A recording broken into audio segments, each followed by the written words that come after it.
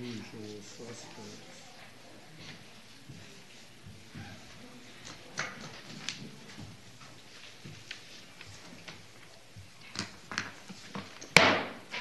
Clerk will call the roll. Glenn Whitley, County Judge. Here. Lloyd Charles Brooks, Commissioner Precinct 1. Present. Devin Allen, Commissioner Precinct 2. Here. Jerry Figgis, Commissioner Precinct 3. Here. J.D. Johnson, Commissioner Precinct 4. Here. Constitutes a quorum. Thank you. Our invocation today will be delivered by our own Chris Erfor. After the invocation, please remain standing for the pledges.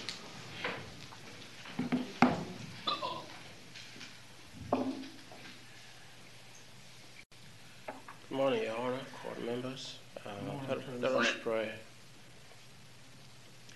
Father in heaven, this morning, God, we know, Father, that we are here because you made it possible. And for that, I want to thank you, God. Thank you, Father, because you woke us up today, God, and strong, and let us hear. Father, so that the business of the people of Tarrant County can be discussed. And in that, Father, I ask, God, that you will speak through each of our court members this morning and each of the speakers, that you will speak through Mr. Mendes this morning as he assists with the agenda. Father, that you will bring unity of understanding and direction as a county government speak through the issues that affect the lives of the citizens and residents of our great county. I want to thank you, Father, Lord, that we are blessed to be living and to be in this place at this time and with the opportunity to serve. We give you all the glory because you are a good God. Thank you, Heavenly Father, for the work that has been accomplished through the pandemic era, through to this point. The work is still much ahead of us. But we can't fulfill any of this, God, without your grace. And so this morning, Father, I want to thank you for the grace and for all that had been done, for the energy that you've given our leaders to lead in a time of sometime confusion and chaos. Father, you have given them clarity of thought, so God, that they can lead us. And we want to thank you, God. I thank you for the work that will be done this morning, and that none of it will be a coincidence. It will each be a divine appointment and anointing. I want to thank you, God. I want to take a moment, God, to just thank you this morning and pray for the family of Congressman Ron Wright, an illustrious son of this great community, a public servant, a father, a husband, and God, you have set our way to meeting you again is through this place. You never told us the manner in which you will go, except that it will be by death. And I thank you, Father, that you called him home. But there's always pain, God, when we lose a loved one.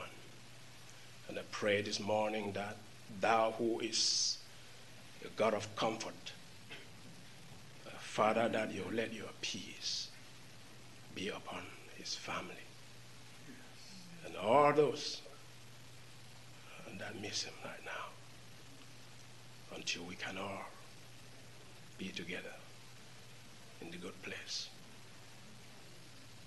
I give you thanks this morning, even for the opportunity to lead this assembly in your word. Don't take it lightly. And I praise you, Lord, because you are the one that has spoken this morning, not me. You just use me as a tool and a vessel. I pray these things, God, in the name of your Son, Jesus Christ. Amen. I pledge allegiance to the flag of the United States of America and to the republic for which it stands, one nation, under God, indivisible, with liberty and justice for all. I honor the Texas flag. I pledge allegiance to thee, Texas, one state, under God, one and indivisible. Thank you, Chris.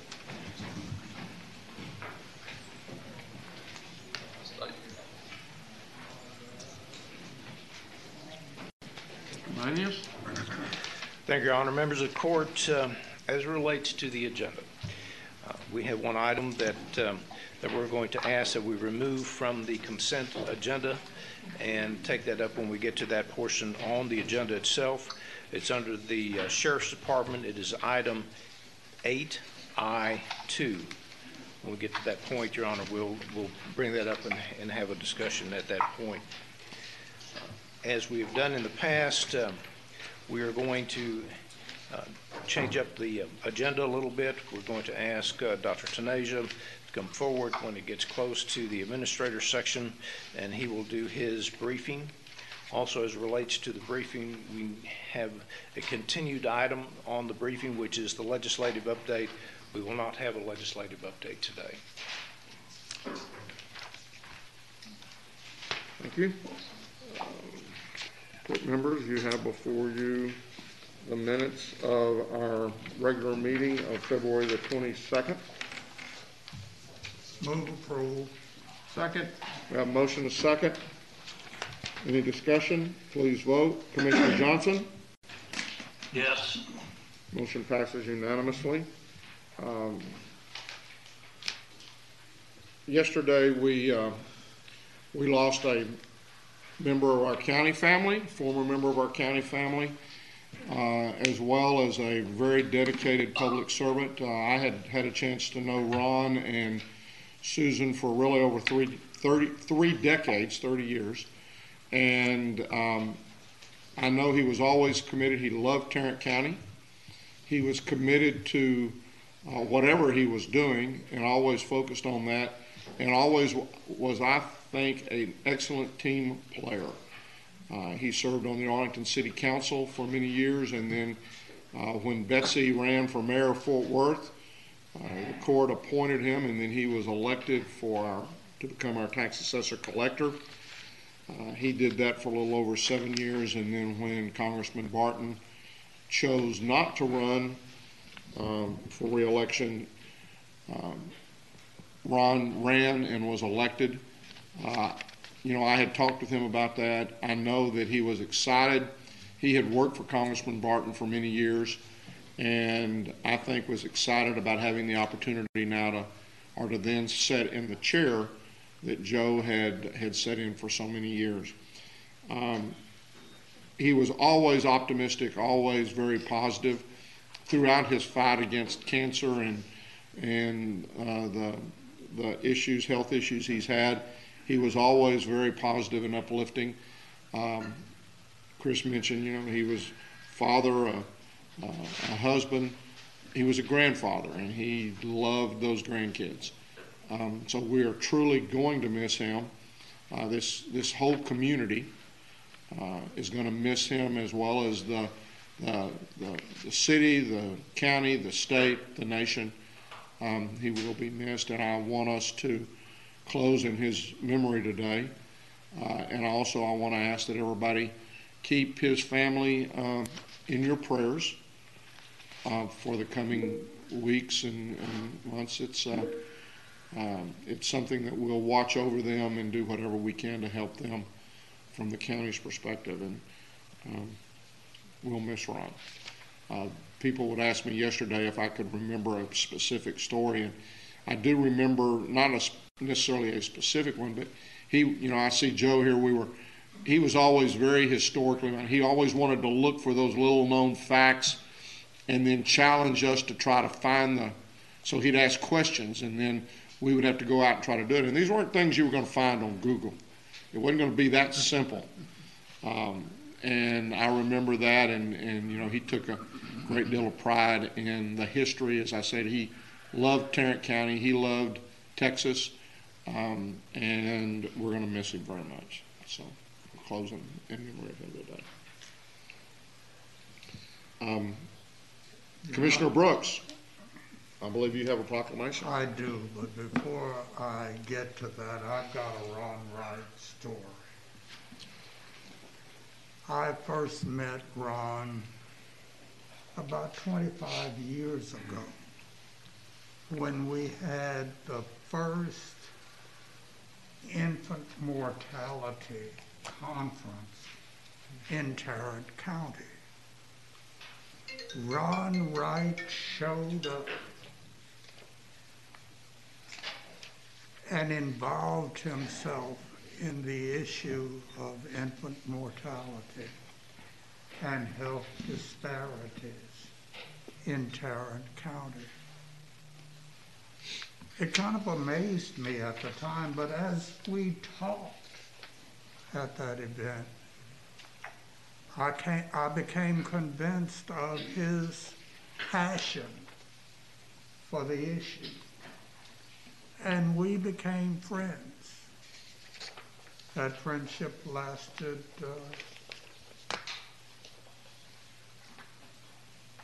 it's still ongoing. It also helps that he knew how to rock a bow tie. That's a very good point. He loved that bow tie. Yes, he did. So we will remember Ron fondly. This morning it is my privilege to recognize an outstanding community volunteer who has served Tarrant County in general and the Tarrant County Historical Society in particular for many, many years. She is retiring from the Historical Society, where her contribution was great and she will be missed. The resolution this morning reads as follows. Whereas Joe A. Purtle has dedicated 14 years of valuable service to the Tarrant County Historical Commission, where she has been vital in establishing a clear direction, a sense of purpose, and expanding community engagement. And whereas Joe Purtle was born in Fort Worth, Texas, graduated from Polytechnic High School. She was a good poly girl. Attended Texas Women's University, formerly Texas State College for Women, and Tarrant County College. And whereas Joe Purtle's community involvement includes City of Forest Hill Charter Commission, City of Forest Hill Planning and Zoning Commission, the Fort Worth Museum of Science and History, the Fort Worth Convention and Visitors Bureau, now Visit Fort Worth, and the Tarrant County Archives. And whereas, since 2007, Joe Purtle has helped the Tarrant County Historical Commission continue its legacy of initiating and conducting programs for the preservation of the historical heritage of Tarrant County. And whereas Joe Purtle has provided invaluable leadership and guidance on many significant projects and challenges the Tarrant County Historical Commission has faced, and will forever be regarded as a respected member of our community whose impact will remain as a central element of the continued success of the Tarrant County community. Now, therefore, be it resolved that we, the Commissioners Court of Tarrant County, do hereby recognize and congratulate Joe A. Purtle for 14 years of dedicated service to the Tarrant County Historical Commission and for her outstanding achievements and contributions to the people of Tarrant County. In witness whereof, we have hereunto set our hands and caused the seal of Tarrant County to be affixed this 9th day of February, 2021. Your Honor, I move approval of this resolution. Second? We have a motion and a second. I can't think of a more appropriate resolution and a more appropriate recipient for all the work that you've given to us. Please vote. Commissioner Johnson? Yes. Motion passes unanimously. I'm going to ask Joe to please meet me at the podium.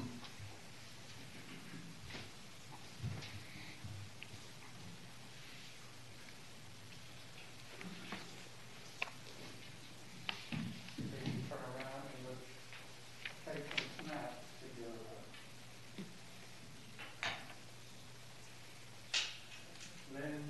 Lynn's hat.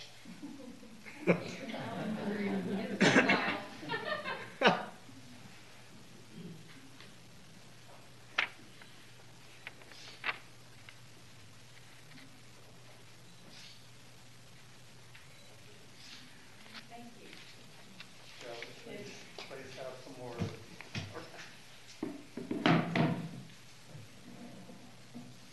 You can pull that microphone way on down there.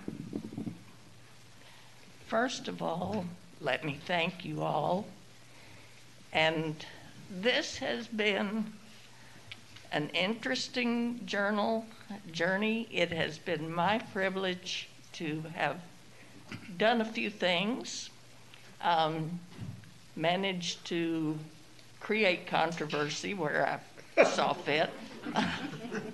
I'm not done. I'm working in my own city right now. But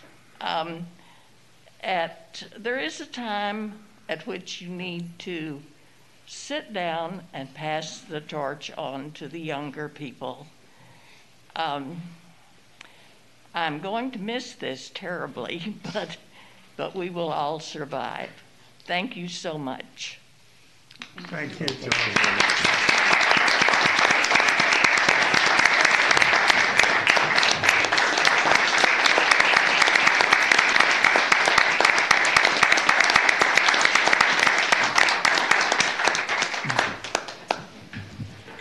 Joe's wearing her City of Forest Hill mask this morning. Forest Hill is where we met and worked together and became friends. So when I came down to the county, she had to come down to the county. And I thank you for everything you've done for the people of Tarrant County, Joe. I would just say that I think we're fixing to find out a whole lot more about the history of Forest Hill. She's gonna be working. Yep. So, Joe, that's, go ahead. no, you go right ahead. Joe, thank you for all the work you did on the Historical Commission, and I really appreciate your candor and the way you conducted your business, and you did it in a very, very professional way. So thank you very much. Thank you. And I just want to say for everyone on that historical commission, we appreciate, we may not say it often enough, but we appreciate very much the reminder of the history and those who have come before us that have made this the place that it is now. And we just hope that as we continue to carry it forward, that we can do as good a job as they did in the past to get us to this point. And you're the ones that remind us about that and keep us posted on happened in the past and sometimes why it happened in the past. So thank you again very, very much. I've got a few announcements. You do. I I was do. just fixing to ask if you had. No surprise. Thank you. First, I want to give thanks to our volunteers who assisted us in our first COVID-19 vaccine sign-up event we held this past Saturday. It was at Benton Plaza in East Arlington, so I want to thank David Dang and the team at Benton Plaza, as well as JPS Board of Managers for Precinct 2, DT Wynn and Amanda Arizola. We were able to provide sign-up assistance in Spanish, English, Vietnamese, and Farsi, and we signed up 115 new registrants. We will be hosting a second sign-up event tomorrow, Wednesday, February 10th from 1 to 3 at the Arlington Subcourthouse on the first floor community room. We will have volunteers there who are able to speak multiple languages as well. So that will be again tomorrow at the Arlington Subcourthouse from 1 to 3. And then later tomorrow evening, we will be hosting another in our series of COVID-19 Facebook Lives, town halls. And we will just be giving some timely updates on what COVID looks like in our community and providing additional information on the registration process. That's all I have. Okay, thank you. Anyone else? Anybody else have any announcements at this time? Okay, court members, before you, you have the consent agenda. Move approval of the consent agenda, save and accept the item that was removed. Second? We have a motion second. Any discussion? Please vote. Commissioner Johnson? Yes. Motion passes unanimously. Mr. Mannion. Thank you, Your Honor. Members of the court, we can now move to the briefing items. Ask Mr. Tanasia to come forward and provide us with an update on current and emerging health issues. Vinny. Also, Your Honor, as Vinny comes forward, we do have a total of 5 audience participation forms. Yes, sir. Well, good morning, Your Honor, and members of the court. We'll go through our update on COVID-19. So situational awareness for you all, total of 230,000 cases in the county, but the numbers are declining. I think today is the second day this week that we're below 1,000. I think 800 and some change for new cases being reported. Now it's gonna ebb and flow a little bit, but yeah, I'm all excited that we're finally heading in the right direction and below 1,000.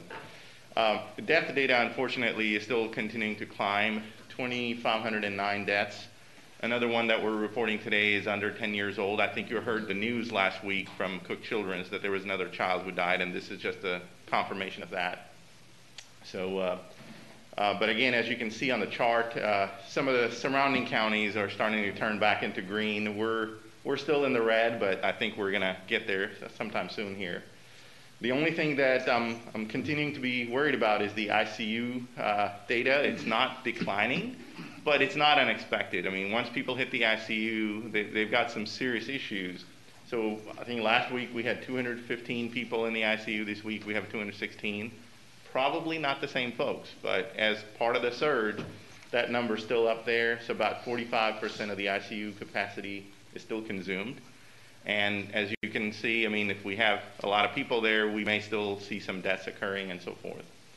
30 ICU beds available, which is not a bad number, but bigger is better, obviously. We don't want ICUs used up by COVID. And then TSAE, I was kind of getting excited that day before yesterday we were in the 15-point something range, and we perked back up to 16.88. So that was a little tease on the data's part there, but I think we're heading in the right direction. We will go back down. Things that worry me, Super Bowl Sunday just went by. So, I've heard a lot of anecdotal people having gatherings at their homes and all those type of things. We just got to do our part. And that's a reminder that every time there's an event, there's a price to pay afterwards if we don't take the precautions. And 116 ICU beds in the 19-county region, a decent enough number to keep us afloat for a little bit. So we'll watch the DSHS dashboard for the TSAE, but it is heading in the right direction overall, just a little blip here, hopefully, and we'll go back down. Next slide, there we go. Okay, so here's our trend charts. On the left is the epi curve, so very clear peak and a significant decline occurring. So we're heading in the right direction there. Death data continuing to rise, and that peak looks pretty high. I mean, we thought July was bad. We're almost double, well, close to getting double on that number.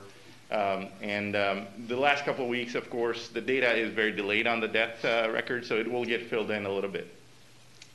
Good news on the rate of the virus spread. It's still 0.88, which is below 1. Now, it's undulating. We had 0.82. We're back up to 0.8. But as long as we're below 1, we're declining. So the infection spread is declining. And our doubling time is increasing. So 62 days ago, we were at half of this. A lot of activity has happened, but if you use this as sort of a predictor, then we're heading in the right direction, that the doubling time is increasing. All the trends are looking great. 7-day average is declining for COVID tests coming back positive. I think we're at 16% of the positivity rate, which is obviously higher than the threshold of 10%, but we're heading in the right direction. We were as high as 30%, so this is a significant drop. COVID-like illness is down to, I want to say, 8% or 7%. One thing I wanted to point out, because people always ask, look at the blue line. That's the flu-like illness. That is climbing. We're in the middle of February. Usually flu peaks around this time. And for previous years, I mean, the chart goes back up to March, but you can see we've peaked as high as 9–10% on the flu-like illness. So this year, flu is staying low. Variety of things to account for that, but several being people got out early, got the vaccine. We're still wearing masks. A lot of people are still social distancing. So it's keeping flu at bay. So it works both ways. But naturally, the disease activity is higher, so you're seeing that perk up, because there were a lot of people who said, we're artificially putting flu numbers into COVID, and you heard all those comments, right? So that is not true. I mean, the data is showing and speaking for itself. The data is reported to us, and we're just plotting it on a chart. And then on the TSAE graph, I mean, look at the numbers. I mean, we're literally at that line, and hopefully once we cross below and stay below for a week, those measures that were under GA 31 and 32, they will be rolled back, after that. Case rates declining. I think we're at 500, or I can't see that far, 459 per 100,000. And so that's a significant decline from 918 per 100,000, but we're still about 4.5 times above the threshold, which I believe has already been set at a very high level of 100 per 100,000. But I'll take the good news that we're heading in the right direction. Okay, and what can we do? Things that we've talked about. Just because the numbers are declining, just because we have the vaccine, doesn't mean we give up on all the other measures that are working. So one, if your number's called up to get vaccinated, get vaccinated. Do not hesitate. That is contributing to this decline. So if all of us participate well in a vaccination effort, we could really put this thing to rest and move forward. But till then, continue to wear a mask, stay 6 feet away from others, and wash your hands throughout the day, because all of those things combined are the ones that help us. Here's a vaccine update. And as you know, the data is still delayed, and we're looking at trying to adjust the timing of the posting and so forth so we can get more up-to-date numbers. But 212,756 doses administered in Tarrant County. So this is a combined between DSHS data and what we know within our system. And over 200,000 are Tarrant County residents, so that's still 94%. 6% are out of county. Eventually, I think that out of county number is going to grow as those registrations start to hit, where people were registering from out of county later. Public Health alone has administered over 73,000 doses. And then out of the total 212,000, 173,000, almost 8% of people in the county have received at least one dose. And then almost 2% of the county, almost 38,000 people have completed their series. So that's a good number. I mean, we're into this for Public Health has been in for about 6 weeks, but overall, vaccine distribution about 2 months. That's not a bad number to start off with a limited vaccine supply. Once the vaccine supply becomes more abundant, I think these numbers are going to accelerate quite a bit. So charts on the right shows you zip code distribution and city distribution. And some of that is starting to correlate with how people are registering. So as the colors get darker, it's easier to see. Wanted to point out, look at central part of Fort Worth and southern part of Fort Worth. The maps are lighter. That means there's less vaccination efforts happening there, not by our choice. It's by how people are registering. So this chart here is showing that central part of Fort Worth, southern part of Fort Worth, there's a lower sign-up effort. Surrounding areas, as you can see, very darker colors. And I bring this up because I know some of y'all are launching different sign-up drives. There's many community organizations that are starting to do that as well. So this would be a helpful chart to look at before we plan efforts. Similarly, East Arlington, if you can see that, I mean, I know it's a little small, but there's a distinct line. Western part of Arlington is a lot darker. Eastern part of Arlington, several zip codes, very light compared to signups. So that's where the work is to get those folks involved in getting signed up so we can get the vaccine out to them. But total signups in the system, and this is already old because people register almost 10, 12,000 a day, but 564,000 here in this chart. 68% are Tarrant County residents and the rest are out of county. And currently, 452,000 are eligible to receive the vaccine. That's almost 80%. So that's on the signups. And then here's the breakdown of how we've received information. And the numbers are improving because DSHS made it required to have race ethnicity be captured. And then, you know, last week or a couple of weeks ago, there was a big gap on the race ethnicity. Ethnicity is still not being reported very well, I don't think, but the race gap is starting to close where at least the non-reported one is starting to decline a little. You know, no improvement on the African Americans, you know, receiving vaccine. I think we're still in the 5% range. But there is some improvement on the, I think on the ethnicity also is still 6% on the Latino community. So that's where the work needs to be done. But as you look at the signups, I think eventually we're going to hit a pocket of people finally signing up. So let me show you that. On the sign-up side, there is an improvement. Now, when the numbers are this big and you see a percentage improvement, we hung around at 5 to 6% for African Americans. Now it's up to 7%. That's a big change. You know, 1% out of 500-something thousand, that's a big change when we move the needle. So the work that's being done is actually having an impact on signups, and eventually we'll be able to get to all of these folks and get them vaccinated. On the ethnicity side, Hispanic and Latino signups are improving also. We're up to 14%. And I think about a week ago or a few weeks there, we were at 12%. So again, a significant improvement in the signups. So those early efforts to outreach into the community and get people signed up are having an impact, and we need to continue on that effort. So that's all I have, and I'll be happy to answer any questions or explain anything. Yesterday, on the call yesterday with Imelda and with DSHS, Yes, sir. they kind of implied that we might be able to prioritize certain groups, 75 and plus, and in doing those types of things. Is that correct? And if so, could we set up, I know we're on the verge of doing something with UNT Health Science Center. Could we prioritize or suggest to them that we set up some initial teams? Maybe one of their priorities be to set up some initial teams that could go to some of the retirement centers. I mean, one of the conversations, in fact, a question on the line yesterday was from a group of senior retirement type places, but they were independent. And they have not been included in the nursing home or long-term care facilities that were originally targeted. Can we say we're going to put some priority or at least allocate a portion of our vaccines to those 75 and older, and then figure out whether we go to long-term care facilities or whether we go to, you know, the homebound? Many of them, that's another thing that we've looked at, would be 75 and plus. Is it your understanding that that was a priority, and can we do that? Yes, sir. That is what I understood also, that we can prioritize certain groups. One of the efforts that's underway is working with MedStar as our partner and working with THR.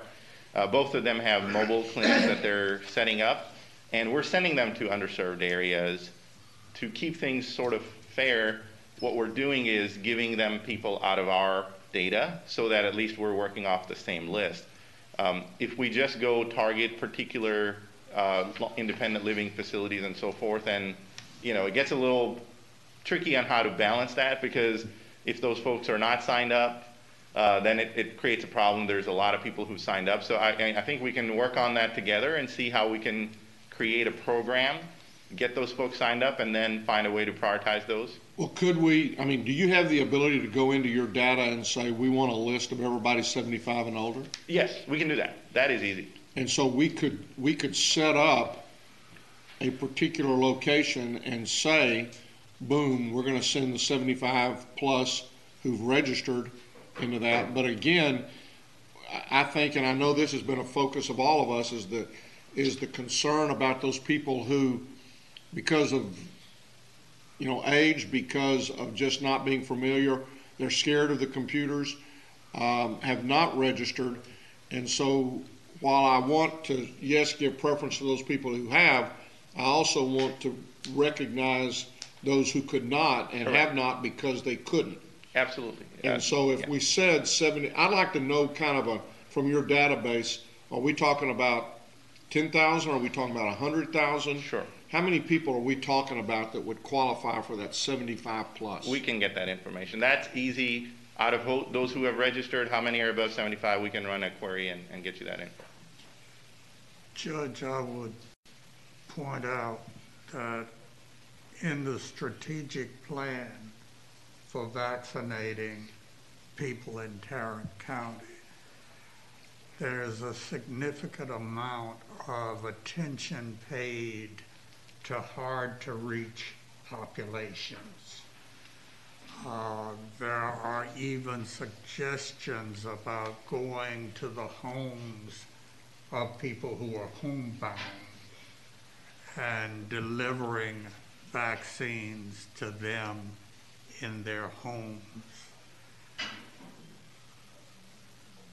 The agreement that we will consider this morning with the UNT Health Science Center is based upon that strategic plan which they wrote. I would ask that we follow that plan. Well, I'm not suggesting that we wouldn't. I'm just saying that at least yesterday on the phone call, for the first time, I heard the state indicate that we could prioritize. And I know that it's already called for in UNT. I mean, they address the 4 groups as being the mega centers, the drive-through. But I agree very much. They also stress the importance of the neighborhoods and the in-home. Right. And I think Mr. Manius has mentioned before, as well as Vinny, the relationship with MedStar. Yes. In that possibility. I know Dr. Knable at UNT has inquired as to what we might be able to do for that older population. Absolutely. And just so that everybody's aware, we are working with a variety of partners. So, for example, Meals on Wheels is calling all their recipients to make sure to understand, have they signed up? Have they received a vaccine? Are they homebound where they can't go? So they're kind of gathering that data. We've had a couple calls with our fire marshal who works with a lot of fire departments to see who knows and who has a list of homebound individuals, because they respond to these situations all the time. So we're trying to collect all of that, but yes, that's part of the plan to go. And I'm encouraged by the fact that they have allowed us to prioritize, because in the past it appeared as though primarily what they were saying is, we want you sending them to the mega centers or to the hubs, and we know that those folks can't, in many instances, they can't go there. So you're right, UNT Health Science targeted that in their strategic plan, and I think that was that's something I was very interested in from that standpoint. Yes. And I think we now have the permission or the encouragement, not just permission, but encouragement from the state to hit those areas that are hard to get people where we have those white spots on the deal, as well as the homebound folks. And I think we've heard back and forth about zip codes or whatever. Yes, sir. To get their encouragement to do that is something that I think is very So I good. have Go ahead. questions about your presentation. So you had mentioned the percent or the number of signups each day. Did you say that's 10 to 12,000 each day? That's about what the average is right now. It kind of, after a huge surge, it's balanced out. On a low day, 8,000, on a high day, 12,000. So we're bouncing around in that range, 10,000 a day. Okay. And then what's the current average wait time for when someone calls into the hotline? The hotline, The COVID-19 hotline. I'd have to go look, because since yesterday, we now have full coverage 7 days a week between hours of 8 in the morning and 7 p.m. That is because we finally got that whole second line issue resolved with the UNT. So I think it's going to be significantly improved since yesterday. Till then, they were able to take after-hour calls and weekend calls. And now we've got two lines. One goes to us, one goes to them. So it's seamless for the customer, but we got full coverage all day. And Okay, throughout. so right now then it is 8 a.m. to 7 p.m. Correct. 7 days a week? Yes. Okay. And Commissioner, we are going to ask you all to approve the agreement as relates to the call center today. Very good. Okay, great. Can we go back to the map that shows the number of people registered? Yes, ma'am. So, okay, actually, never mind. I don't have a question. Okay, no problem. That's it. Thank you. Okay, thank you, folks. So, Your Honor, we could go ahead and do the audience participation now. Okay, as Mr. Mangus mentioned, we do have 5 folks. We have 4 calls and 1 in person. The in-person is Jennifer Traeger, and I would ask Jennifer to come forward, please.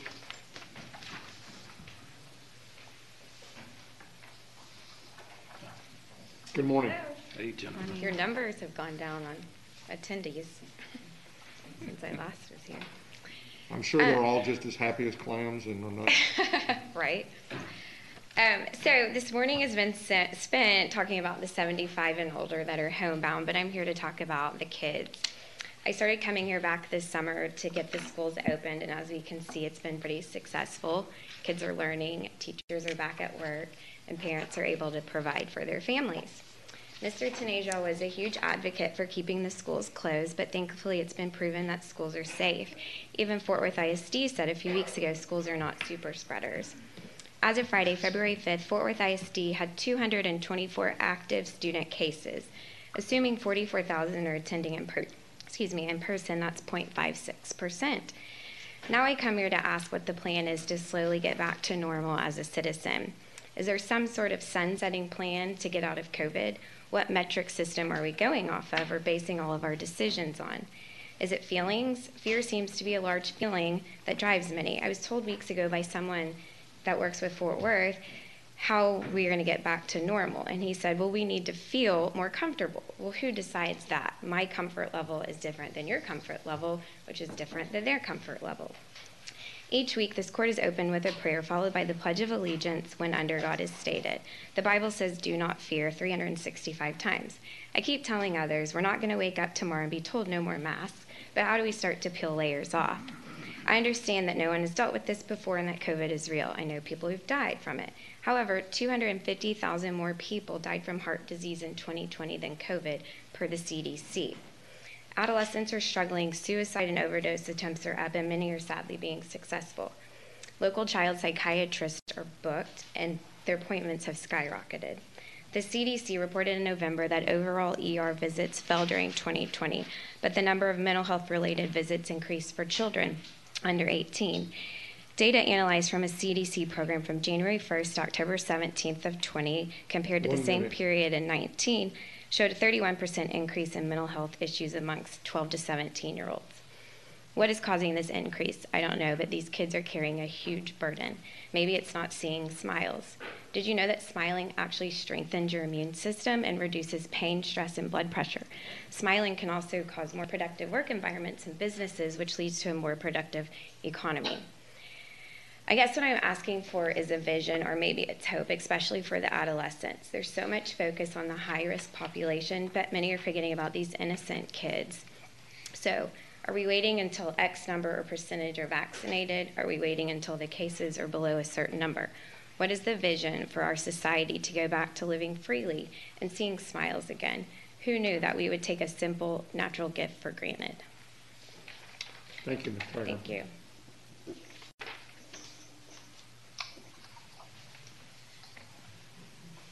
Next is Robert Duker.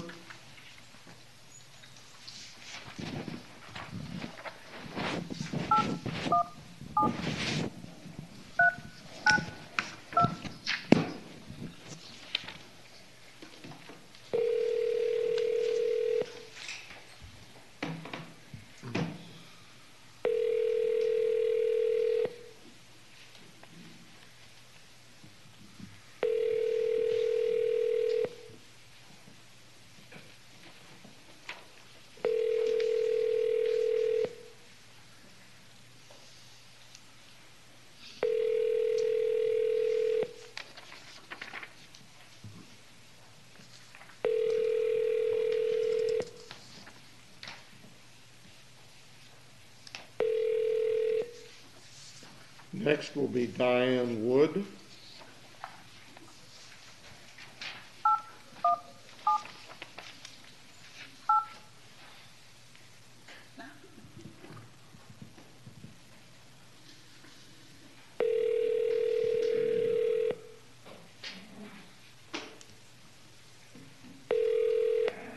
Hello.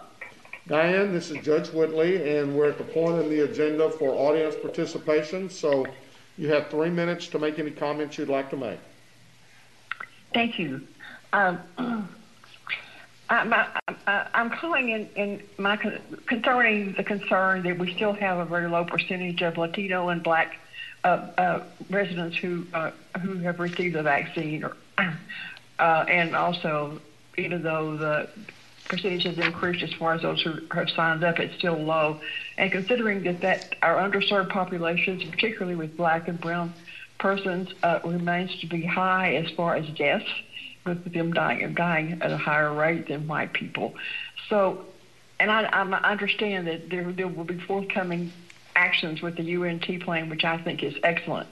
However, weeks and weeks go by.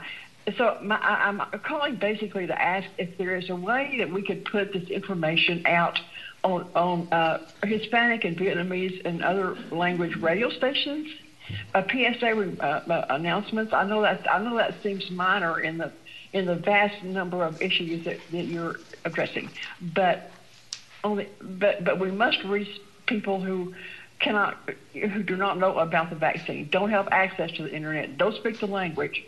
So I'm asking if there's a way that can be done immediately, so people can know exactly what they need to do to sign up in different languages. And my other question is, I know that Dr. Tanehe mentioned a couple of weeks ago that there's 60% of people who registered that were in a category of unknown regarding Hispanics. Or maybe regarding everyone. I'm asking if that problem can be resolved so that we can know how many, the exact ethnicity. So I'm asking about that. So basically, and also my question is, when someone does call into the hotline, is there someone who can speak the various languages, Spanish, Vietnamese, whatever other language? So those are my questions. I'm very concerned that we need to move very, very, very quickly. People who are undocumented and other people who don't speak the language are out there working. They're out there working all the time in our community. So that's a segment that we can't afford to ignore. Thank you, and if you can answer my questions, I would appreciate it. Diane, I would tell you that the UNT Health Science Agreement that we're looking at emphasizes their strategic plan, emphasized communication. I would say that, and I think we all support that, I would say that the call center is capable of answering questions in Vietnamese, Spanish, and other languages from that perspective. And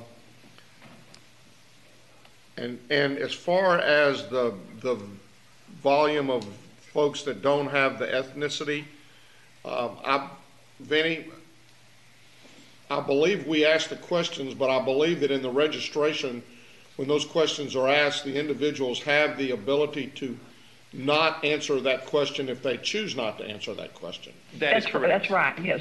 And so that has been the issue. It's not been that, it's when it's undetermined, it just says they didn't fill it out. And I suppose that if we begin registering by phone, that in those particular instances, even if we ask the questions then and they say, I would rather not respond, there's nothing we can do to force that response. So I was just going to clarify that we have better data. My slides are not working. We have better data on who signed up. It's who got vaccinated. A lot of times that data is not collected, and it's not coming from us. It's coming from all over the county.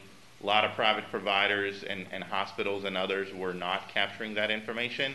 Now it is a required field, but some of that gap already exists, and it's going to take a while for that to narrow. But what's done is done. It's going to remain.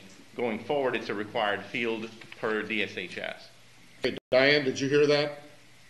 I couldn't hear everything you said, but I thought he said it wasn't coming from us. But I was wondering if that form could possibly be somehow changed so that people. Yeah, what he indicated is that in the past it was not a required form, and a lot of the other folks distributing vaccines were not gathering the information and or reporting the information. It is now required that they do so. But Vinny, if someone chooses to say, I don't want to give that information, Refuse to answer, that is a choice. That is a choice. So, but at least the people distributing the vaccine are now required to ask that question. Okay. So thank you very much, Diane. I'm sorry. Go ahead. Bye. Goodbye. Joanna Cardoza.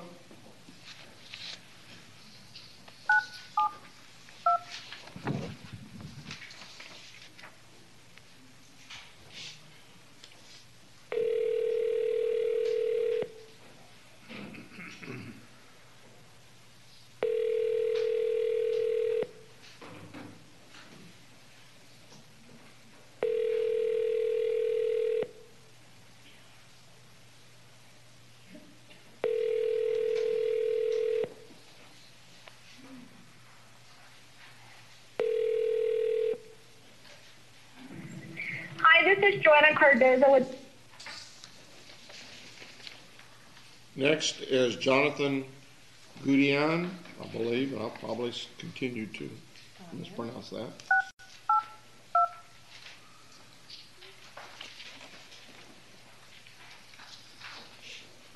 How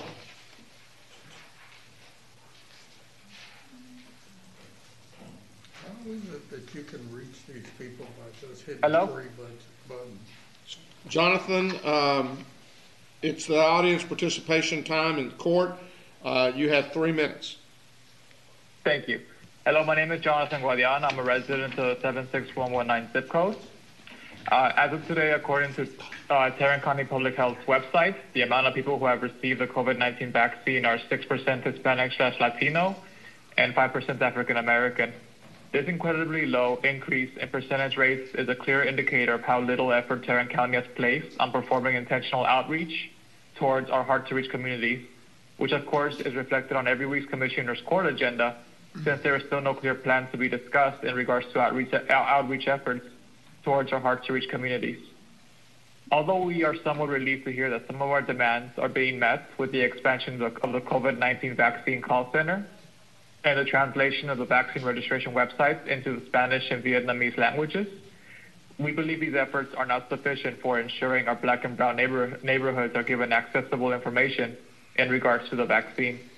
Outreach towards our Black and brown neighborhoods must be given priority going forward and we must increase these percentages of people receiving the vaccine. I once again state our demand: increase COVID-19 vaccination outreach towards neighborhoods in Tarrant County that are predominantly Black, Latino, or other hard-to-reach communities in the form of flyers, large signs, billboards, grocery stores, pharmacies, gas stations, convenience stores, religious groups and organizations, public and private schools, universities and colleges in various languages, creating a plan for those hard-to-reach communities who do not have access to electronic communication, placing information in other languages in grocery stores, pharmacies, food banks, hospitals, health clinics, and creating an agreement with local radio and television programs that are frequented by Tarrant County's hard-to-reach communities to communicate COVID-19 vaccination information with them. Thank you. Thank you, Jonathan. What I was going to say to your question was, if someone's called in here before, I hit a couple of numbers and numbers pop up here, and so I can go back in and just immediately get them with 3 or sometimes even 1 number. And I would say, with regards to what Jonathan said, I think we have focused here this morning. We've constantly been saying over the last couple of weeks that we wanted these hard-to-reach neighborhoods to be targeted, and those that were not. I think the challenge that we're going to give to UNT and that we would give to our public health is, I think we need to find a way to integrate those folks that we register now in those hard-to-reach neighborhoods with the 600,000 that have already called in, because to put them at the back end, because we didn't have a system in the beginning for them to be able to participate when we were telling everybody, I think we have to do that. And I don't know how we do it, and that's what we'll count on. We'll count on them to do it. Them to do it. Clearly address reaching out in publications, in all sorts of different ways to hard-to-serve communities. It's clearly addressed in the strategic plan, and it's something that they are committed to doing. Yeah, I agree. Okay, I'm now going to attempt to call Robert for the second time.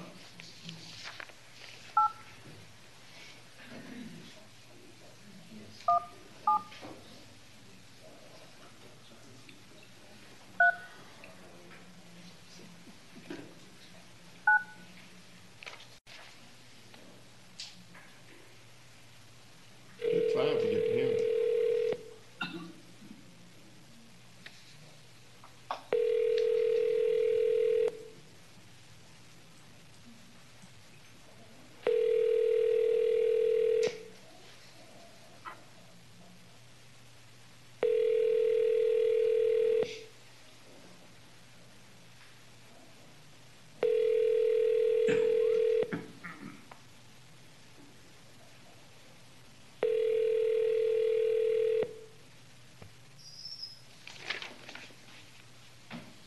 I'll now try Joanne Cardozo for one more time.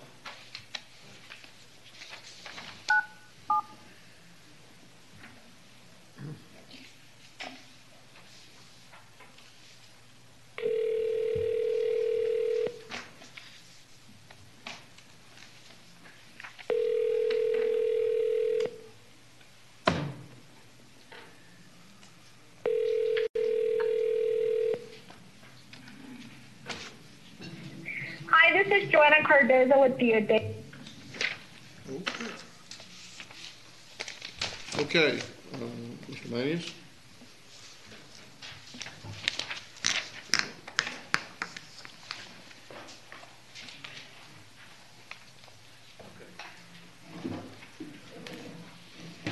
We are going to do one item, and then we're going to go into our presentations dealing with the coronavirus. So I'm going to go to the Administrator Section, Item 1. We're requesting that the Commissioners Court accept a check in the amount of $247,686.68 for the county's portion of Tech Share Prosecutor. Move approval. Second. A motion and a second. This is what we feel like in the future will be. I mean, prosecutor has been a very successful program, and I'm hopeful that as we complete jail, as we complete court, that we will, that they will be equally successful. And again, I want to thank Mr. Manius and his department and the folks who kind of worked on that. This prosecutor originally came from our DA's office and was something that when we tweaked it and got it to the point to where it could be utilized by others has been very successfully received.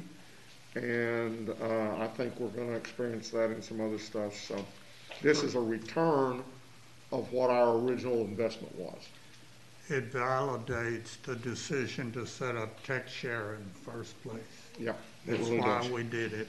And I want to add IT department to that list of people to whom we are grateful. Yes, most definitely. Any other discussion? Please vote. Commissioner Johnson? Yes. Motion passes unanimously. Just to comment on that, we did provide an additional sheet that was attached to your court communication showing all of the entities that are currently participating. Also, Cook County, Illinois, we are on the finalists, and so and this is a SaaS process, software as a service, and so if do we need to lean on anybody in Cook County? You might call it. I have communicated with one individual up there, but anybody else you know up there? Several. She's heard from me. Okay. But if you can help me on that, that would be. I certainly will. We would appreciate it. If we go to item number 2, I'm going to ask Ms. South to come forward and make her presentation.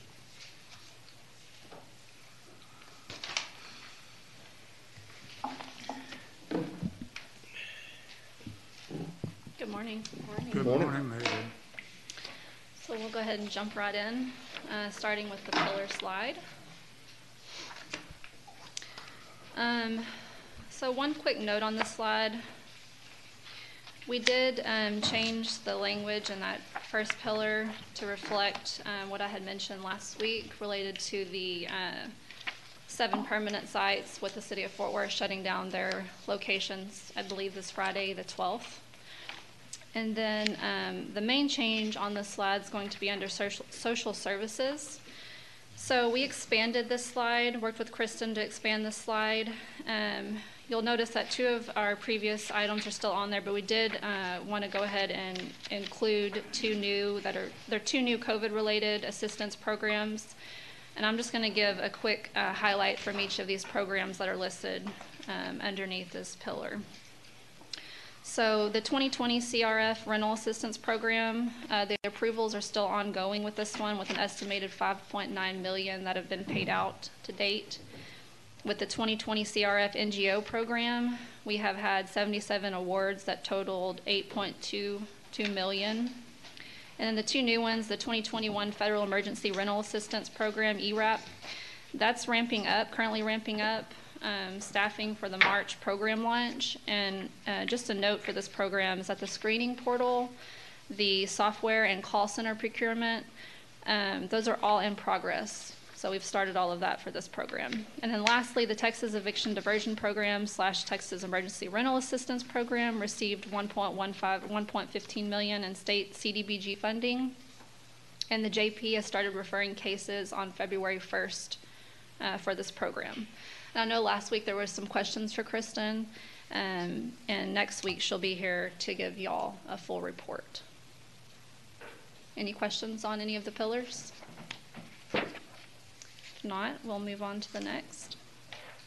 So our vaccination center update, we still have the 4 public health partnership vaccination sites operating, but noteworthy is that the county and the city of Fort Worth along with FEMA, have all partnered for the first drive-through site that's going to be located at Farrington Field that will open this weekend.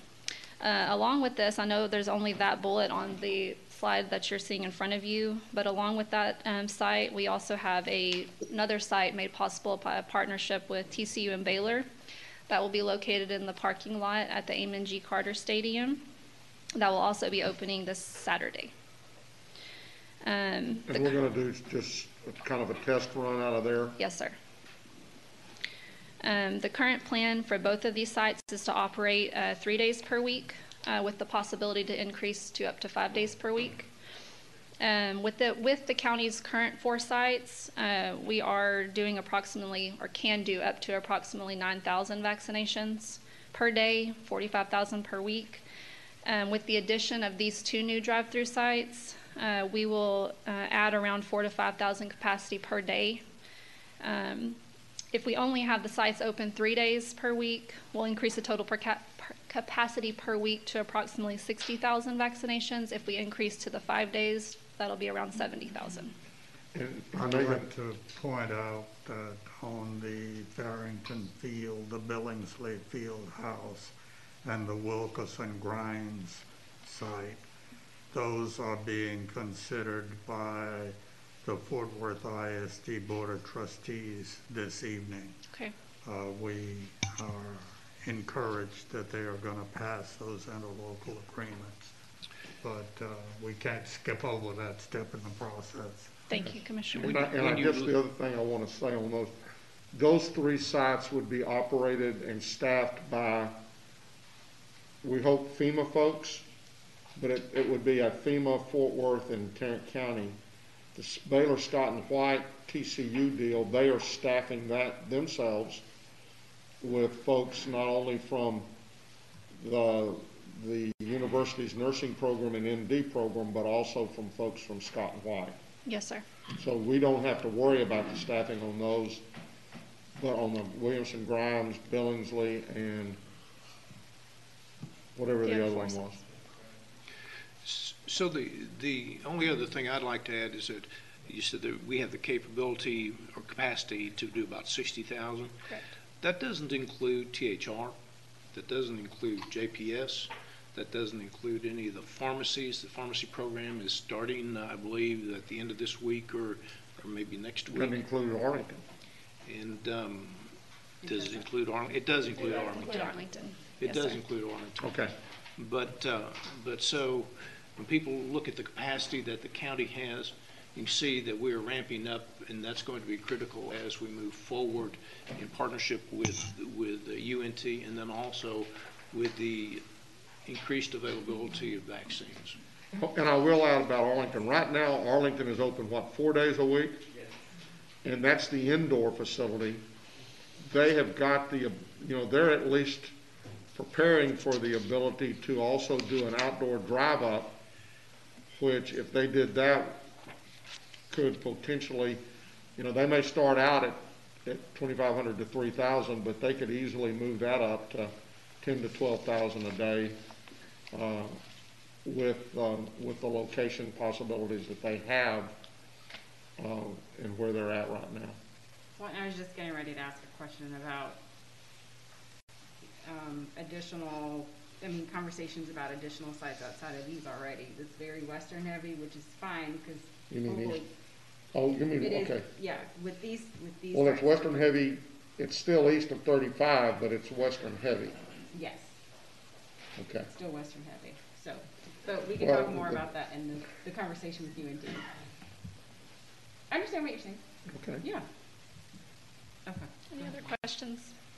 I did want to also note that Vinny has already provided an update on the total vaccination numbers, but quick note for JPS is that as of today, they have now administered 28,804 doses, which is an increase of the 1,080 since this slide was put together on the 7th. So if no other questions on the vaccination centers, we'll move on to the call center update. Did you have a question? No.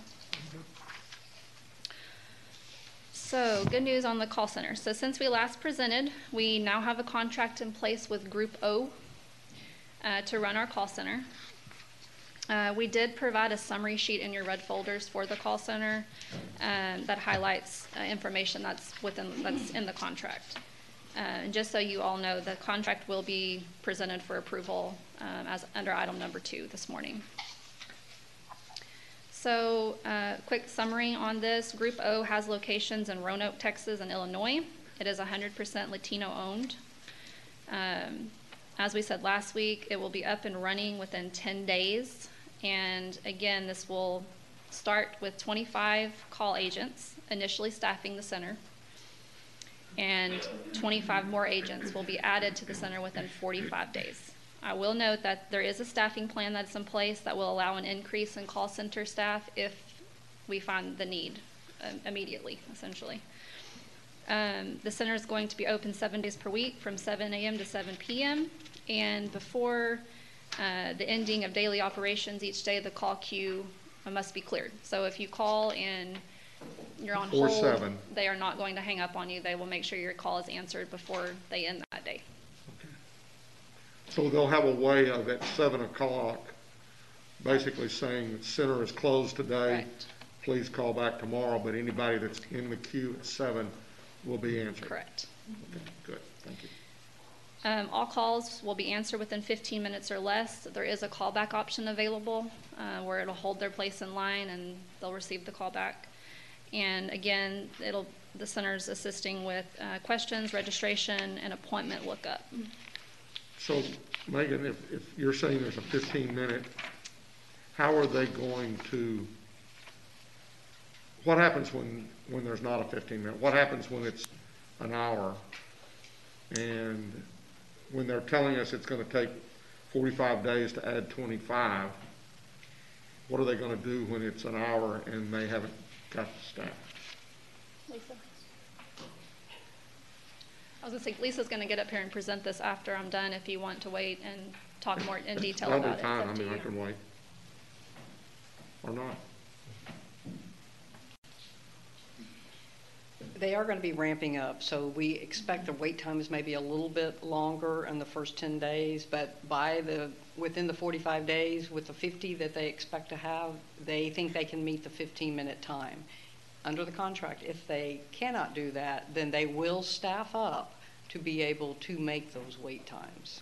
Do they have, or have we explored with them the possibility of utilizing volunteers simply for the registration part? Because I understand that there are going to be questions that people are going to ask that somebody who's volunteering to help register people. But I think we've probably all had groups who have indicated that they would be willing to help with the registration process. Do you think they would have the capability or the willingness to work with volunteers if, say, for example, Jay Sample over at Catholic Charities, who runs our VOAD, or is a part of the VOAD deal, has a bunch of folks. I was in a group with Texas, or Tarrant churches together, and they had someone say, well, we've got 20 people that we could volunteer that would be willing to volunteer. Do they have the capability of implementing those people? We can check with them on that. Honestly, after talking with the public health people, they say that it really only takes about 5 minutes to do the registration. It's not that much time when they're talking. The problem was getting to the people for the registration because all of the other calls are coming in. Most of them have been people asking, when am I going to be called? So the more that we are rolling out now, when you get your own identifier and you can go on and check your own appointment, those type of things that are happening, it'll make it easier and cut down on some of the calls even coming in to the phone bank.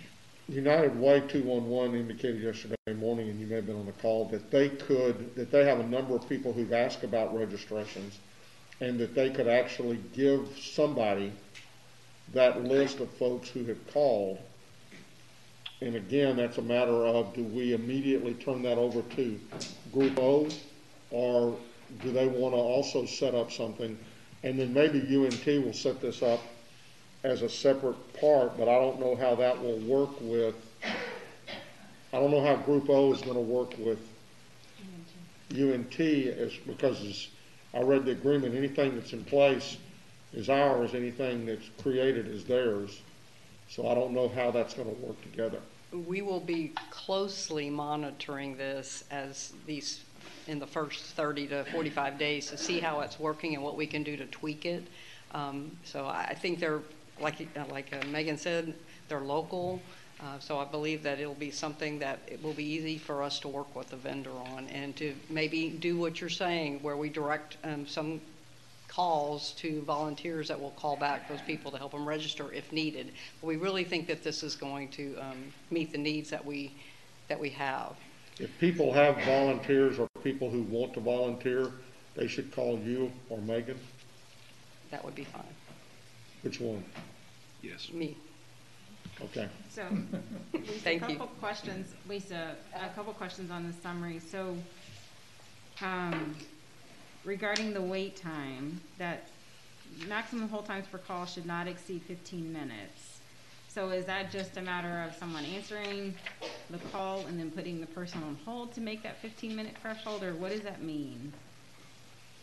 About the 15-minute wait time? It means that if you're on hold because you call in and you don't get a live person, you have 15 minutes. We don't want anybody to go longer than 15 minutes. If you don't have the 15 minutes to wait on hold, they'll ask you if you want to be called back. And then it doesn't lose your place in the queue. It'll just let you hang up and they'll call you back. But as soon as your place came up, they'll call you back. So I guess what I'm concerned about is if I call in and the timer is showing that my 15 minutes is coming near, then someone takes my call, puts me back on hold, then I'm on hold again until my 15 minutes is near. Someone picks it back up, puts me back on hold. Oh, you're talking about talk, hold, and wrap time as far as what we're charged for? That would be if they had to you ask a question, they had to maybe stop for a minute, put you on hold to find out an answer about something, but normally there shouldn't be another hold once they came on the line to talk to you. Okay. And then my second question is about the multilingual capability. It says in English and Spanish, and will endeavor to handle other non-English callers. I'm a bit concerned about the vagueness of and will endeavor. We ask in the RFQ, we specified Spanish, Vietnamese, and Burmese, and the company was able to say, yes, we will always have English and Spanish speakers, and they are working right now to try to get Vietnamese, possibly Burmese. But it's not something that they had right now, but they're working to get it, and they realize that there is a need. So can we put that as something else that not only that we're going to monitor, but be a requirement? Because my concern is I know that people can call into our current hotline and get that resource, I guess, through service that public health has. But if we are going to be, pivoting these calls to the call center, I don't want for people to get missed. So how are we going to work that out? I think under the contract we have now, again, it uses those words, will endeavor to seek out the Vietnamese, Burmese. If we go ahead and get the contract approved today, then we will circle back with the vendor, talk to them, and see what we need to do to maybe add an addendum to require that if they can get it going, or as long as they're able to do it. We may not have to go back and add anything different, but they'll just get it done for us. That would definitely be a priority for me. Okay. Yep. Thank you.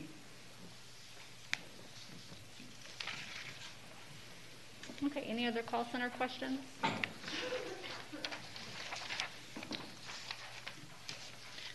Okay, last two.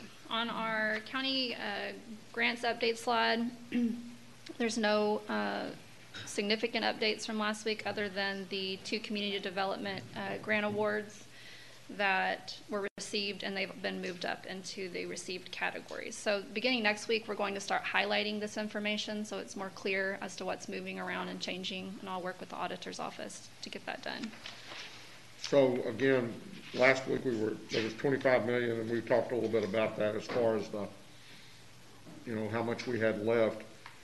Are you on the next slide? I may be. The spend update? There we go. 25 million now. We're good. We can, unless anybody has any questions on the grant update, we can move on to the spend update.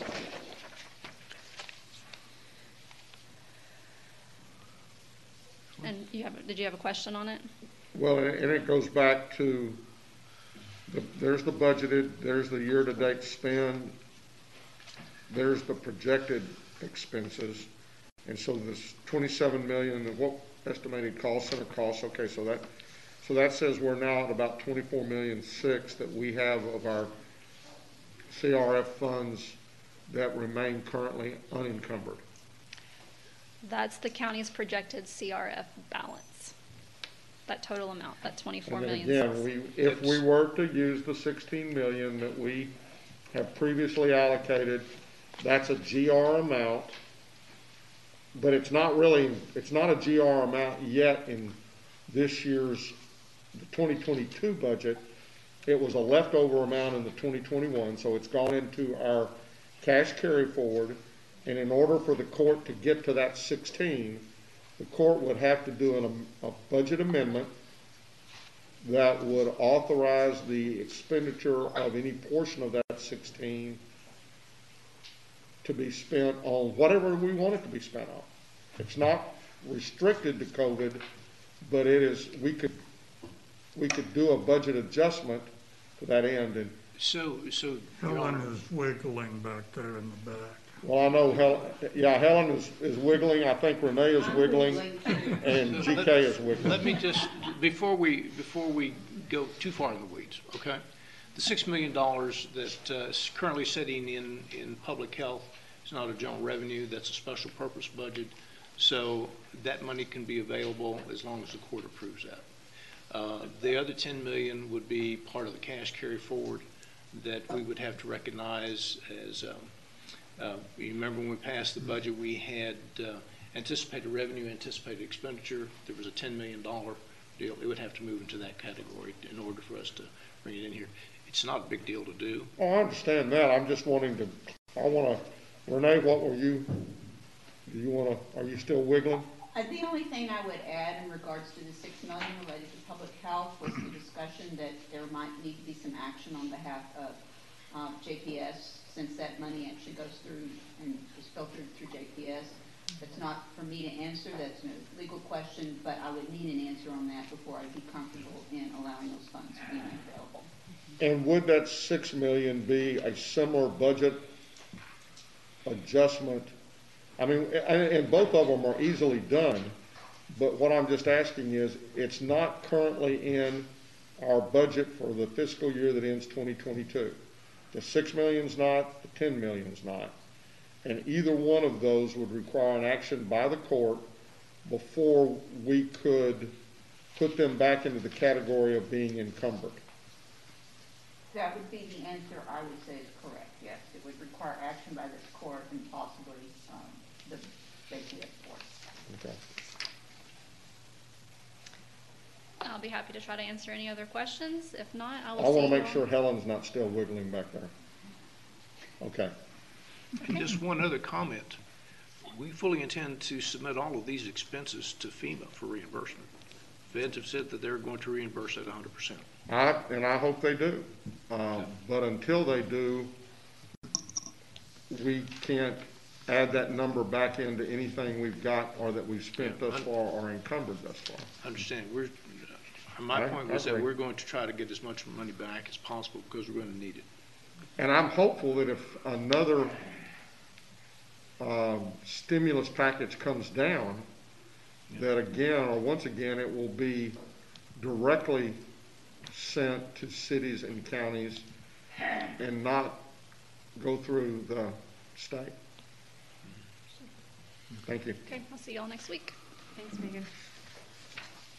So as we continue on this particular item, Ms. McMillan, do you want to go ahead and do the call center contract?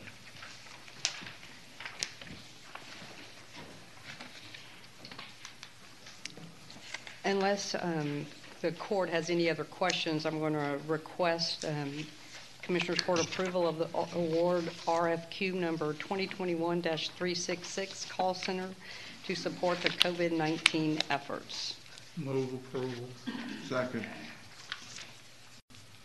We have a motion and a second. So on page 3, that's their payment.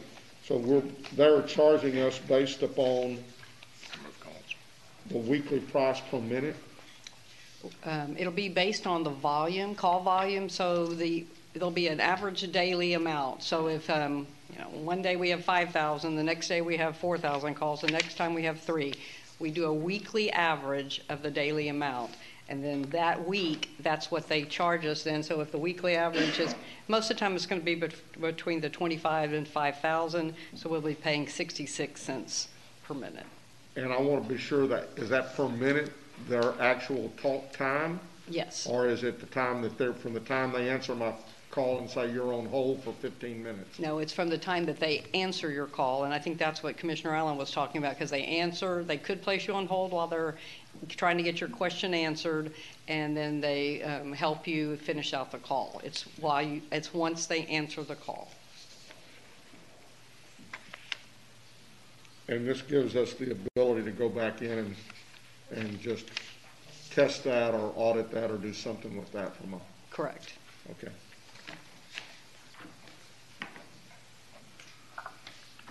We have a motion and a second. Any further discussion? Please vote. Commissioner Johnson? Yes. Motion passes unanimously. And I do want to thank Melissa Lee and her purchasing staff and the public health staff that really worked around the clock the last several weeks to get this done in a quick basis. Thank you, Melissa. Thank you. You know, is this going to be is this your seat? I'm not used to seeing purchasing in this location. So I was kind of wondering if you were here, then I saw you shaking your head. I think it's a good thing you moved.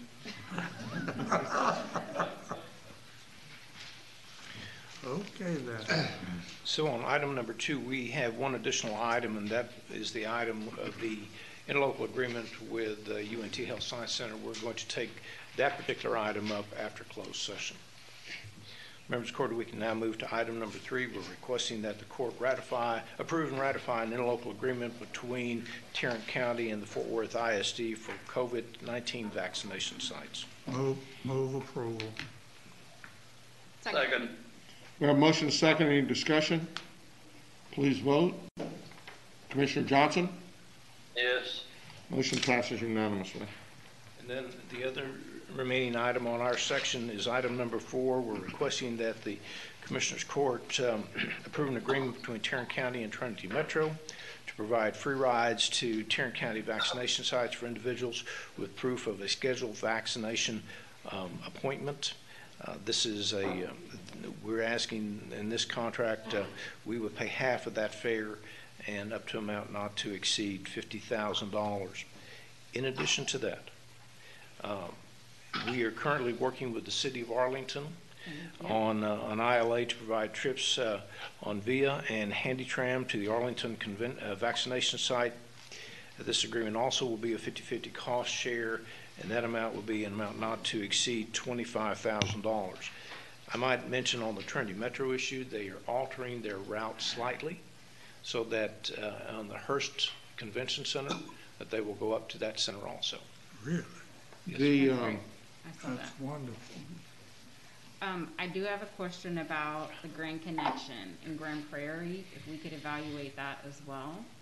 I know that, I guess, in the past when we were evaluating partnering with them for rides during the election, they had some caveats associated with their grant or something like that, but I would like for us to see if we can work with them on this.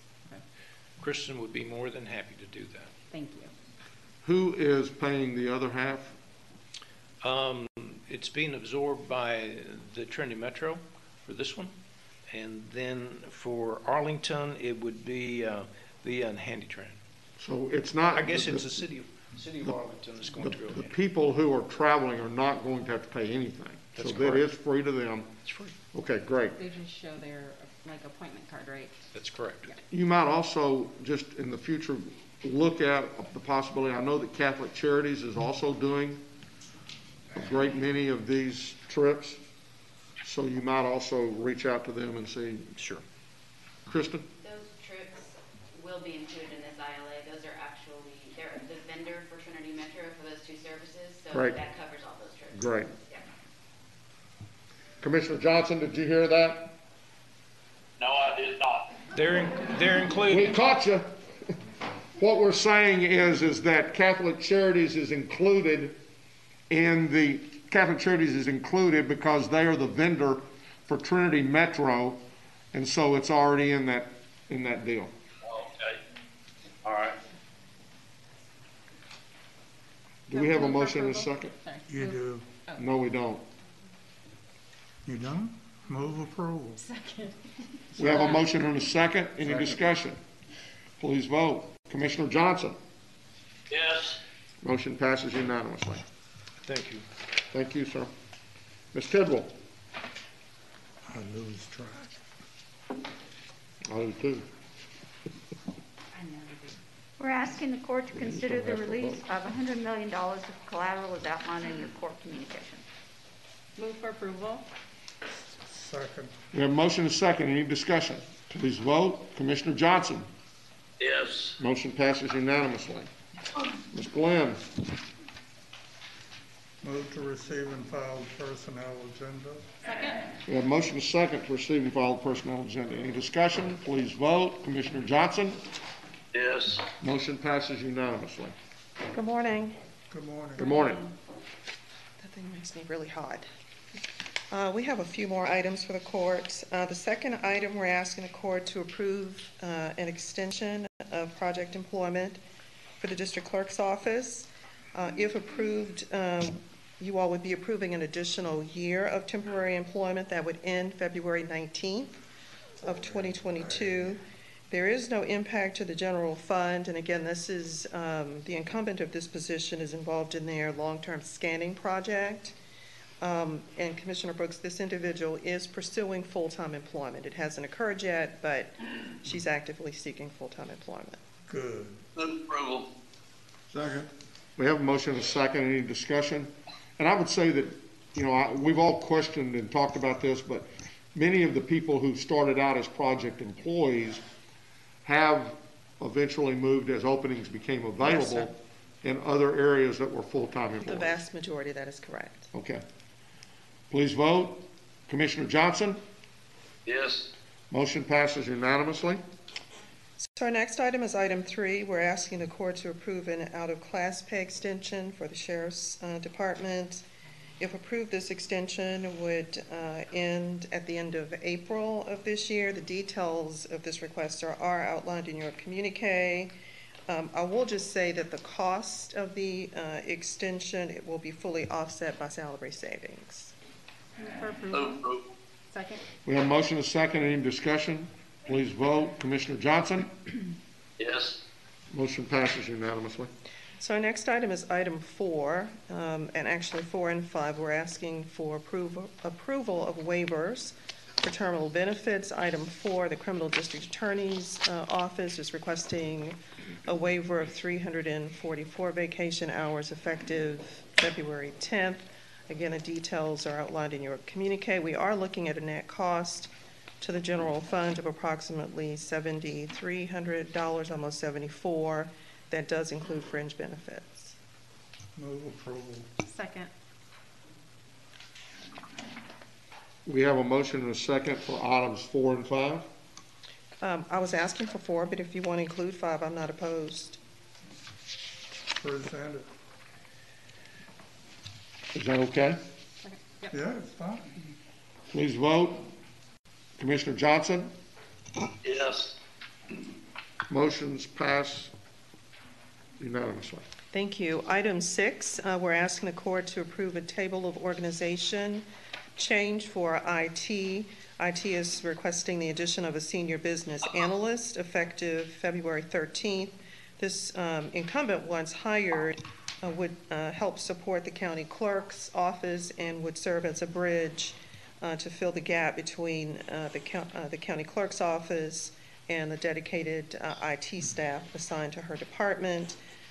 There's no impact to the general fund. However, there is an impact to the records preservation fund of approximately $122,800 and some change. Move for approval. Second. We have a motion and a second. Any discussion? Please vote. Commissioner Johnson? Yes. Motion passes unanimously. And item 7, I'm going to ask Ms. Duckworth to come forward, please, and discuss it with you.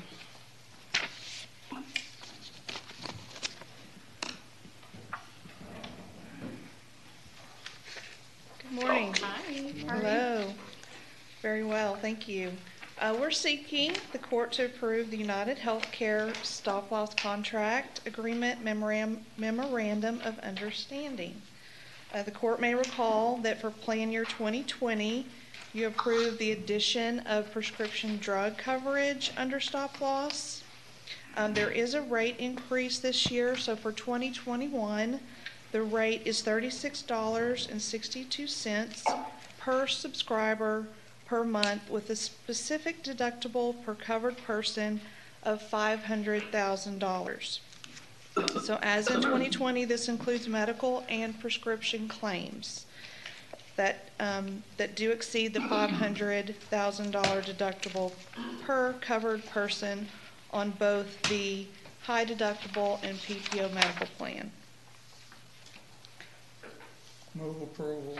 Second. We have a motion and a second. What was last year's? Last year was, I have it here, $33.59. So that was a 9% increase in the rate. But last year, we did not include the pharmacy in there. That's correct. And some of these pharmaceutical drugs are pretty expensive. Correct.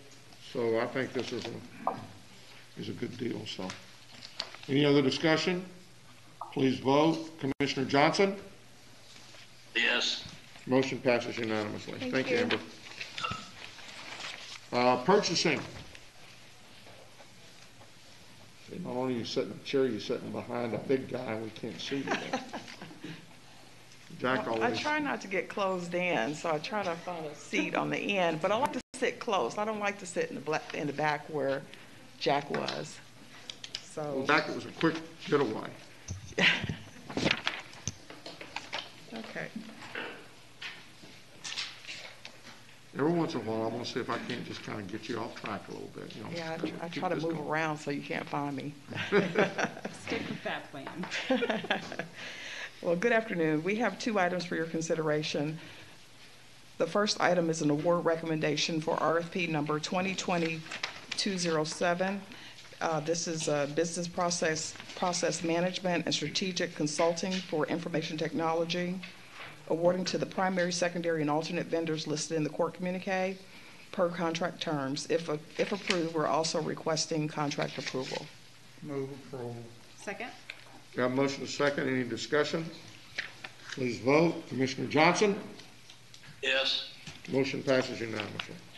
And the second and last item is an award recommendation regarding bid number 2021-50, an annual contract for cab and chassis trucks with garbage dump body, countywide, awarding to Rush Truck Center of Fort Worth per unit price. Move for approval. Second. We have a motion and a second. Any discussion? Please vote. Commissioner Johnson? Yes. Motion passes unanimously. Thank you. Thank you, Melissa. Sheriff's Department.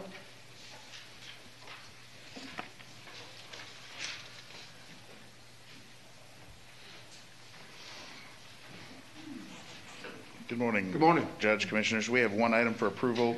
It is the renewal of a contract between the Tarrant County Sheriff's Office and the Texas Workforce Commission for online access to information contained for unemployment benefits. Move approval. Well,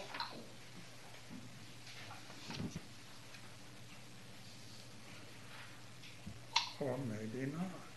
Second. We have a motion and a second. Why did we pull this off consent? I did. I had some questions. I wasn't sure why we are going into this agreement with the Workforce Commission. So if you could just give some more information as to why.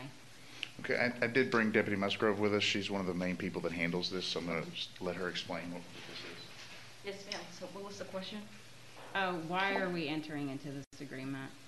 Okay, it's like a search engine for us, the Warrants Division, to retrieve information. This is my first time, so bear with me. Sorry. Don't be nervous, and if that mask is bothering you while you're up there, you can take that mask off. Well, thank you. Sorry about that. Well, it's like I said, it's a search engine for us to retrieve information to apprehend wanted subjects.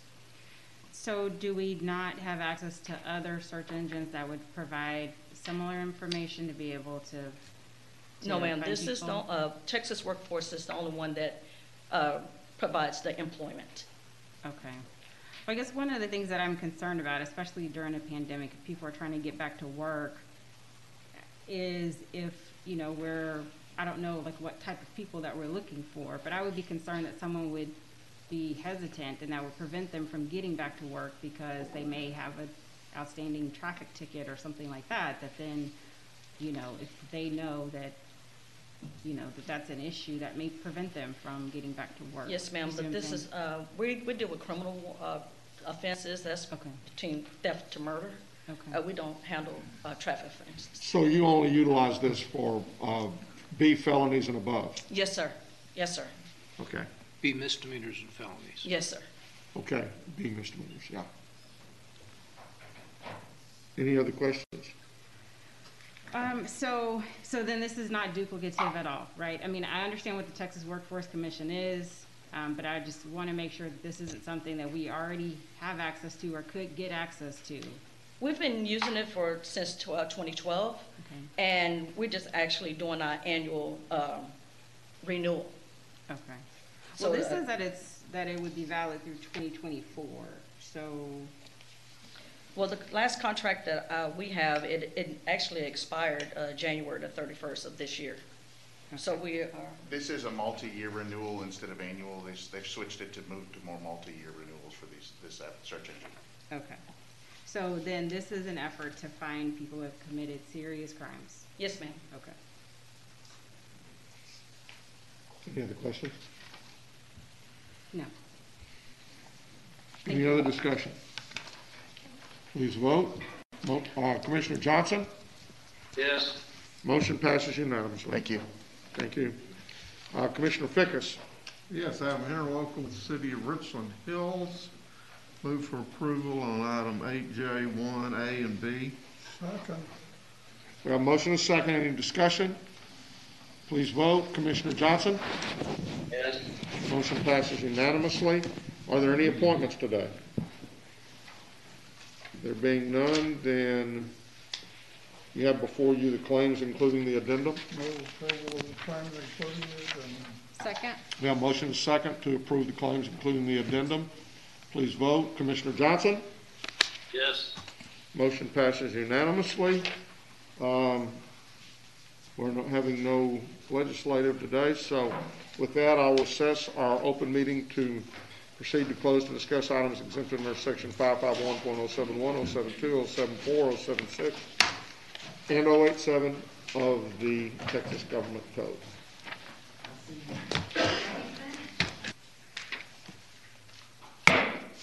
Having returned from closed session, we will now address the following matters.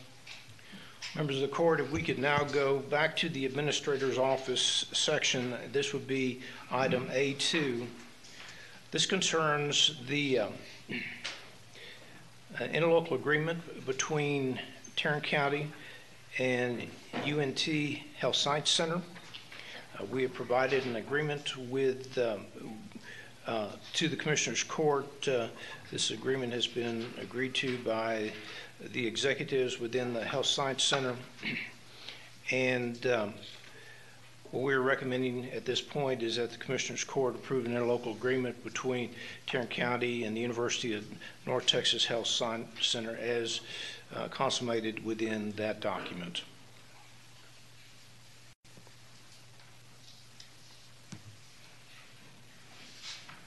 I move approval of the agreement with the UNT Health Science Center.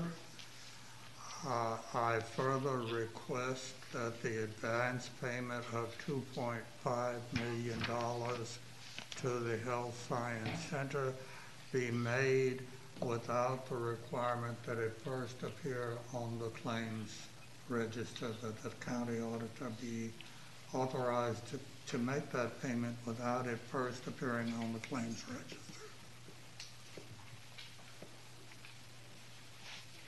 A second? We have a motion and a second. Renee, are you okay with the wording of that motion? Does that give you the flexibility to go ahead and cut that check? Yes, sir. Okay. We have a motion and a second. I think that I'm very supportive of this. I think they've done a great job in their strategic plan, and I look forward to them implementing that. I think there may be a couple of I's and T's that are dotted with Mr. Manius and working out with you, David, within this process. But we're very excited about the go forward and the opportunity to get this started. Your presentations, your strategic plan were absolutely excellent. And I think really highlighted the priorities that you heard today mentioned. I apologize for you having to endure but at least it's a comfortable seat and it's not the bench back there. But we're very excited about the go forward on this deal. And Mr. Manius, I know we talked about a couple of things, but if you'll work through those. Absolutely. Get that done and we can get this thing signed and move forward, I'll be very excited about this. So I do have some questions. You do? I do. So under the scope of work, it's the 1, 2, 3, 4, 5, 6 bullet down. I'm sorry, the scope? Yeah, under the scope of work, I think it's the 6th bullet. 1, 2, 3, 4, 5, 6. So with the vaccine registration website, what says UNT, county will provide UNT with a list of vaccine registrants from the county registration website, from which UNT will set vaccine appointments. So from a certain point on, would UNT be a partner just like THR is, just like Arlington Fire Department, and get like a subset of those? That's correct. Okay. They would be treated just like 3 entities: City of Arlington, JPS, and THR. Okay. But I want to leave some flexibility in there because some of the priorities that they highlighted in their plan were people who will probably not have been registered. And so, if they say that if we give them 700 vaccines, I don't want us to necessarily say they've got to take 700 names. Right. I want them to have, Dr. Knable may go and say, hey, look, I want 300 for older adults, and I want to give them that flexibility to allocate whatever vaccines we give them, however they want to give them. Yeah, this particular bullet point was to establish a relationship between databases, and we're what the judge talked about is something that is well within that scope. Okay.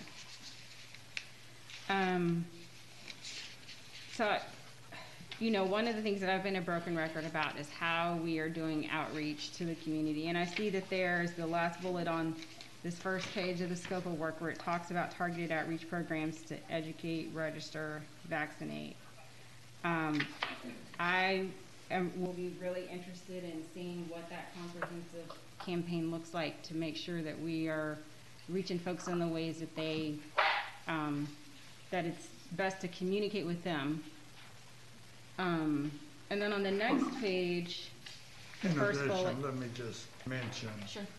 that the strategic plan is incorporated into the scope of work. Sure. And it goes into great detail on community outreach and marketing and all that. So Yeah. it's all kind of covered. So there's a bullet on the second page, the first bullet, where it talks about creating an appointment process. I know one of the things that a lot of type of questions that my office has filled in, and I'm sure public health has in other offices, is if you're in the same household and you get an appointment, but yet someone else in your family may get an appointment for the same day, maybe even same time, different location, or another day. Or I just want to make sure that we will continue to work to kind of sync those, so that if I'm caring for my 85-year-old grandmother and I need to get a vaccine as well, that I'm not having to, figure out how to crisscross the county potentially. So I'm concerned about that. That's why you see one of the reasons you see customer-friendly experience. Okay. Okay, so that's included in that. Okay, that's all I have. Any other questions at this point in time? Please vote. Commissioner Johnson? Yes. Motion passes unanimously. That's all we have at Thank this you. time. Good luck. We're anxious and excited about getting this going. Thank you, sir. Indeed. That's all we have at this time, Your Honor. Thanks to the court. There being no other business, then again, please remember that we are closing in memory of our, we are adjourned. Just so no one thinks I'm writing a check without a signed agreement.